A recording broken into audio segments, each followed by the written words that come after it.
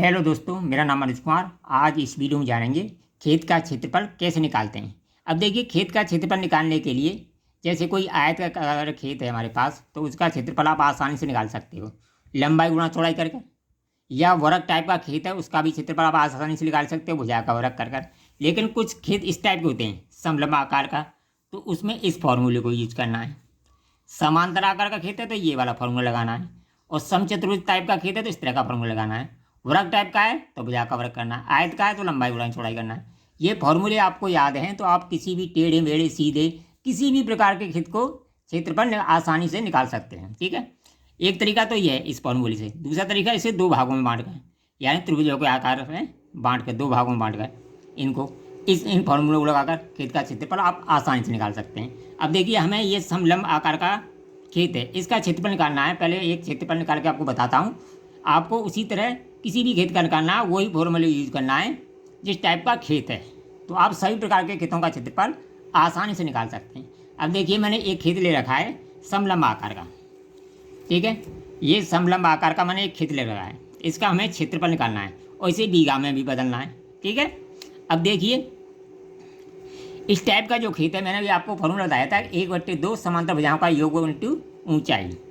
यानी मैंने ऊंचाई लिख रखी है, आप उसे नाप लेना खेत की। ठीक है, तो समांतर भुजाएं 1/2 लिख लिया, 1/2।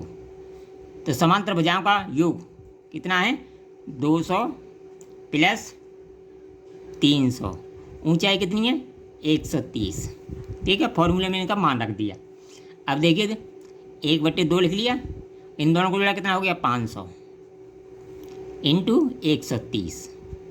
ठीक है, इससे से काट दिया 250 बार, तो 250 इंटू 130 बराबर ये हो गया 325 और 2 जीरो ये आ गई, यानी 32,500 मीटर स्क्वायर। ये मीटर है तो मीटर स्क्वायर आ जाएगा। ये तो आ गया इसका एरिया निकल गया। ठीक है, अगर इसे बीघा में कन्वर्ट करना है, अब आपको पता होना चाहिए कि हमारे क्षेत्र में बीघा कितने मीटर स्क्वायर का चलता है। तो उसी जैसे 800 का चलता है, 1000 का चलता है, 1200 का चलता है, हर क्षेत्र में मीटर जो ये बीघा में है वो हर क्षेत्र की माप अलग अलग होती है। कहीं 800 मीटर स्क्वायर का बीघा होता है, कहीं 1200 का होता है, कहीं 1100 का होता है। जैसे मान लो आपके यहाँ 2530 का बीघा है, तो इसमें 2530 का भाग दे देंगे, 2530 का भाग दे देंगे, तो ये आ जाएगा 12.85 बीघा। बीघा पर मिल के तैयार हो गया। अब मान लो ये कितना है, यानी 13 बीघा से कुछ कम है। अगर आप विषय भी निकालना है तो इसमें 20 का गुणा कर दो, यानी 85 में 20 का गुणा कर दो, बीघा विषय निकल आएगा। तो ये 20 पंजे 100, जीरो हासिल को 10, और 20 8 दिन 16, 160, 170, यानी 17 विषय बन जाएगा। बच जाएगा 5।